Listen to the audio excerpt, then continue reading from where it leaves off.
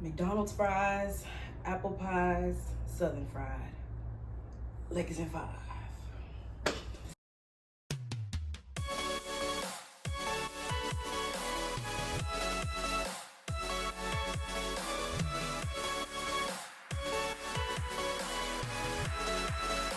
Hey y'all, what's good? How you guys doing today? Yes, the Mavs season is officially come to an end. And with the end of the Mavs season, Nico Harrison held an end of the season press conference. So many burning questions were asked, and we're here to talk about it. Let's go. Number one, a big question that was asked is something that we've all been wondering, and it's, why shouldn't you be fired? Why should you keep your job, Nico? And let's see what Nico had to say about this. Why shouldn't you be fired? Well, one, I think I've done a really good job here, and I don't think I can be judged by the injuries this year. The leadership that we have is really elite. You'll see next year when our team comes back, we're going to be competing for a championship. Well, I think it's really doubling down on defense. And, you know, like I said, when we had the opportunity to get Anthony Davis, who is one of the best two-way players in the league, we jumped at that opportunity. So yeah, he's saying you can't really blame him for all the injuries. He could have never predicted that everybody would get injured in the way that they did. Because those injuries just kept on happening and happening and happening and happening. And then something else he kept saying is defense was championships, defense was championships, defense was championships. And the reason he made the trade was because he felt that AD was a better defensive player and could offer a lot on defense that Mavs need. Also was saying that with the team that he's made now, we haven't been a chance to see the whole team in action because of all the injuries that have been occurring. But he's saying that he believes that with the team he has for the next season, it's definitely a competing team. And he's here to make championships. And he believes that the team that he set up is a championship team. Okay, and number two, this is one that I really wanted to talk about. And the question was, did you expect that level of anger coming from the fans? And this is what Nico had to say about it. Did the anger and outrage from the fan base, has that exceeded what you were kind of planning for? Yeah, good question. I did know that Luka was important to the fan base.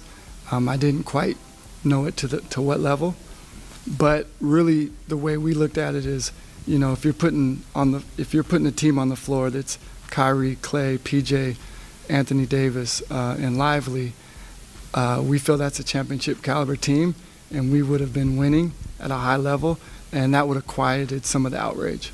And so unfortunately we weren't able to do that, so it just continued to, you know, go on and on. So yeah, he's basically saying he expected the anger, but he didn't expect the level of anger that he got. How could you not expect the level that you received, sir? He's basically saying that if the team didn't get hurt and they just kept on winning and winning and winning, the anger would have probably not has been as bad because we're a winning team. And it's like, do you know what team you're GM for? The Mavs culture is literally loyalty. Mavs culture is loyalty in the way we care about the players. Does he not know 41, 21, and 1? The Mavs culture is literally built off of loyalty. And so many fans that even said, I'd rather lose with Luka than win without him. And that's how a lot of Mavs fans are truly feeling. Rather lose with Luka than win without him. Because the culture of the Mavs fan is literally loyalty. How are you gonna take away the same guy that literally took us to the NBA Finals last year? They don't even make sense. Like, F the loyalty part. They don't even make sense. And also it's like, this is Dallas. There's no way you thought that Dallas was gonna let some shit like that slide. Like, be for real. Like, you really didn't expect that level to our franchise player, the guy who took us to the finals that we haven't been to since 2011? I digress.